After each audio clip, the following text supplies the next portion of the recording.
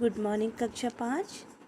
आज आपका हिंदी व्याकरण का टर्न है, तो अपनी व्याकरण की पुस्तक निकालिए। बच्चों, इसमें हमने अध्याय 1 भाषा, व्याकरण तथा लिपि हमारा पूरा हो गया है। आज हम निकालेंगे अध्याय 2। अध्याय 2 है हमारे पास वर्ण विचार। पेज नंबर 6 है बेटा वर्ण विचार। ये देखिए, ये आपका वर्ण विचार। अब हमको इसको पढ़ना स्टार्ट करते हैं। ये देखिए, भाषा की सबसे छोटी ध्वनि को वर्ण या अक्षर कहते हैं। क्या होता है? जो भाषा की सबसे छोटी ध्वनि होती है उसे वर्ण या अक्षर कहते हैं। वर्ण किसी भी भाषा के मूल आधार होते हैं। क्या होते हैं? किसी भी भाषा के मूल आधार होते हैं। वर्णों के मेल से ही शब्द बनते हैं। वर्णों के मेल से ही शब्द बनते हैं। पढ़िए और समझिए। देखो बेटा, ये कह रहा है अशोक पाठशाला गया। यह एक वाक्य है। इसे बोलने के लिए ध्वनि और लिखने के लिए लिपि का सहारा लेना पड़ता है। देखो, एक सेंटेंस है, वाक्य हमारे पास, अशोक पाठशाला गया। अशोक पाठशाला गया। हमने बोलने के लिए क्या करें? ध्वनि, और लिखने के लिए लिपि, दोनों का सहारा लेना पड़ता है। तो इसी तरह से ये वाक्य 3 शब्दों में बढ़ जाएगा। अशोक पाठशाला गया। देखा आपने? अशोक पाठशाला गया। इन वाक्य का प्रत्येक शब्द कई ध्वनियों से मिलकर बना है। वाक्य तो पूरा एक है ये, अशोक पाठशाला गया। फिर हमने इसको तोड़ दिया 3 भागों में। एक में अशोक कर दिया, पाठशाला कर दिया और गया कर दिया। इन वाक्यों को प्रत्येक शब्द की कई ध्वनियों से मिलकर बना है। जैसे सबसे पहले अशोक। अशोक को लेते हैं हम। अशोक किससे बना? अ श ओ क अ। 5 ध्वनि। अ है। अ के बाद है श। श में किसकी मात्रा है? ओ की। तो ओ की मात्रा। क के पीछे किसका उच्चारण हो रहा है? अ का। यानी कि अशोक, यानी कि 1 2 3 4 5 ध्वनियों से मिलकर बना है। उसके बाद आता है बेटा पाठशाला। पाठशाला क्या है? प में आ की मात्रा है, तो ये आ। ठ अ श आ ल आ। पाठशाला, यानी कि कितनी ध्वनि हो गई इसमें? देखिए, 1 2 3 4 5 6 7 8 ध्वनियाँ। ठीक है। अब आता है गया। ग में किसकी मात्रा नहीं है, पर लेकिन गौ के पीछे किसका उच्चारण होता है? अ का। ग या में आ की मात्रा, यानी कि 4 ध्वनियाँ। आई समझ में बात आपको? इसी प्रकार इन्हें भी जानिए। इन ध्वनियों के टुकड़े और खंड नहीं किए जा सकते, और नहीं हो सकते, बस अब इनकी इतने ही होते हैं। इन्हें वर्ण कहते हैं। जैसे अ ई उ क ख त प आदि। समझिए आप? अब क्या बोल रही है?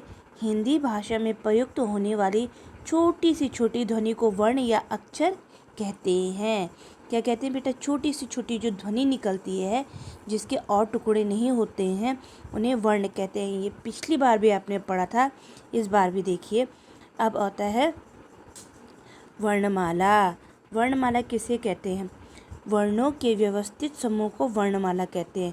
वर्णों के जो व्यवस्थित समूह होते हैं, जो हमारे अल्फ़ाबेट्स होते हैं, उनको जब व्यवस्थित करके रखते हैं, अरेंज करके लिखते हैं, तो उन्हें वर्णमाला कहते हैं। ये हिंदी वर्णमाला में कुल 52 वर्ण होते हैं। कितने वर्ण होते हैं? 52। ठीक है। वर्ण के भेद। अब वर्ण के भेद देखिए आप। उच्चारण के आधार पर 2 भेद होते हैं, स्वर और व्यंजन, यानी कि वॉवल्स एंड कॉन्सोनेंट।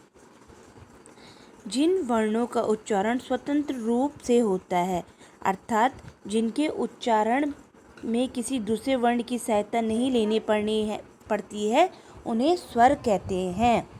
क्या होता है बेटा? जिन वर्णों का उच्चारण स्वतंत्र रूप से होता है, मतलब हमें उनको बोलने के लिए किसी और वर्ण की सहायता नहीं लेनी पड़ती है, उन्हें स्वर कहते हैं। इसको आप कॉपी में लिखेंगे। ये डेफिनेशन है आपकी। ये सबसे पहले आएगा वर्ण, तो उसके आगे से आप वर्ण की परिभाषा लिखोगे। हिंदी भाषा में प्रयुक्त होने वाली छोटी से छोटी ध्वनि को वर्ण या अक्षर कहते हैं। आगे लिखोगे वर्णमाला परिभाषा, तो ये है वर्णों के व्यवस्थित समूह को वर्णमाला कहते हैं और हिंदी में वर्णों की संख्या 52 है। उसके बाद स्वर, जिन वर्णों का उच्चारण स्वतंत्र रूप से होता है अर्थात जिनके उच्चारण में किसी दूसरे वर्ण की सहायता नहीं लेनी पड़ती, उन्हें स्वर कहते हैं। ठीक है, अब अपना पेज पलटिए। अब आता है वर्ण संख्या। क्या आता है? वर्ण। वर्ण कितने हैं हमारे पास? वर्ण संख्या में कितने होते हैं? वर्ण संख्या में 11 होते हैं। कितने होते हैं? 11। ये देखिए, अ, आ, इ, उ, ऊ, री, ए, आई, ओ, औ। ये हमारे पास 11 होते हैं। कितने होते हैं? 11। अब क्या बोल रही है? प्रत्येक स्वर का उच्चारण करने में कुछ न कुछ समय अवश्य लगता है, किसी में कम और किसी में अधिक। इसलिए उच्चारण की दृष्टि से स्वर के 3 भेद होते हैं। अब स्वर के भी 3 भेद होते हैं। जब हम बोलते हैं तो किसी में कम समय लगता है और किसी में ज़्यादा, तो इसको भी इसने 3 भागों में बांट रखा है। क्या है? देखो, स्वर के भेद: ह्रस्व स्वर, दीर्घ स्वर, प्लुप्त स्वर। अब देखो, हम इसको बड़ा करके देखते हैं। ह्रस्व स्वर। ह्रस्व स्वर क्या बोल रखा है बेटा इन्होंने? Short vowels. जिन स्वरों का उच्चारण करने में कम समय लगता है उन्हें ह्रस्व स्वर कहते हैं। ये संख्या में 4 होता है। देखो, इनको बोलने में हमें कम समय लगता है और ये 4 होते हैं। कौन से? अ, इ, उ, री। ठीक है। उसके बाद आता है दीर्घ स्वर। दीर्घ स्वर होता है लॉन्ग वॉवल्स। जिन स्वरों के उच्चारण में ह्रस्व स्वर के उच्चारण से दुगना समय लगता है, ह्रस्व स्वर से दुगना समय लगता है, उन्हें दीर्घ स्वर कहते हैं। इनसे ज़्यादा समय लगता है, इन स्वर से ज़्यादा समय लगता है, दुगना समय, ज़्यादा समय। आ, जैसे हमने अ बोला था तो यहाँ आ, ई बोला था तो यहाँ बड़ी ई, उ बोला था यहाँ बड़ा उ, ए, आई, ओ, आओ। ये कितने होते हैं? 7।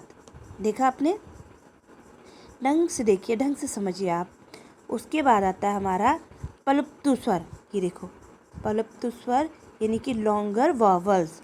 अब देखिए, जिन स्वरों के उच्चारण में ह्रस्व स्वर के उच्चारण में से तिगुना समय लगता है उसे प्लुप्त स्वर कहते हैं। इसे हिंदी में 3 के रूप में लिखते हैं, जैसे ए, राउम, ओम। अब देखिए, इससे भी ज़्यादा समय लग रहा है, यानी कि किससे ज़्यादा समय लग रहा है? दीर्घ स्वर से भी 3 गुना ज़्यादा समय लग रहा है, उसे हम प्लुप्त स्वर कहते हैं। इसने हमको यहाँ पे उदाहरण दिया है कि जैसे ए, राउम, ओम, ये क्या है? प्लुप्त स्वर के उदाहरण हैं। अब देखिए बेटा, विशेष। विशेष क्या कह रहा है ये?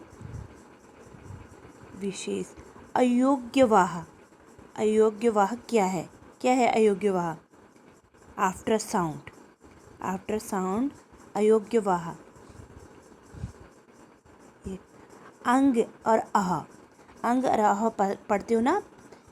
ये दोनों वर्ण स्वर के अंतर्गत आते हैं, किंतु ये ना तो स्वर हैं और ना ही व्यंजन है।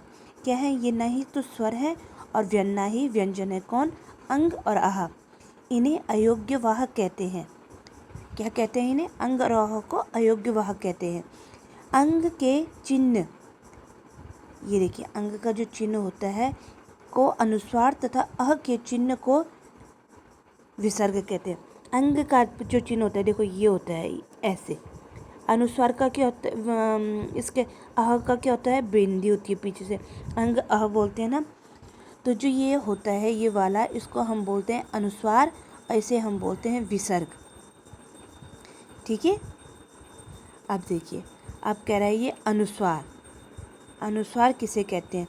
इसका उच्चारण करते हुए हवा केवल नाक से निकलती है। इसे बिंदु, ऐसे बिंदु के रूप में लिखा जाता है, जैसे गंगा, जंगल, हंस, आदि। कहाँ से निकल रही है आवाज़? हमारे नाक से निकल रही है। अब देखते हैं अनुशासिक। इसका उच्चारण करते समय हवा मुख और नाक दोनों से निकलती है। अनुशासिक बेटा ये चंद्र बिंदु कहते हैं जिसे, इसे चंद्र बिंदु भी के रूप में लिखा जाता है, जैसे हंसना, चांद, सांप आदि। इसमें नाक से भी निकल रही है और हमारे मुख से भी निकल रही है। अब आते हैं विसर्ग।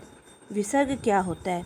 विसर्ग का उच्चारण ह के ध्वनि के समान होता है, जैसे अतः, नमः, प्रातः।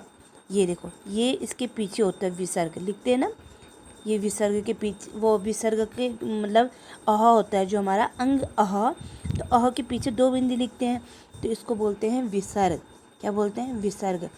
इसका उच्चारण ह ध्वनि के समान होता है, जैसे अतः, ह का उच्चारण हो रहा है, नमः, प्रातः, ह का उच्चारण हो रहा है।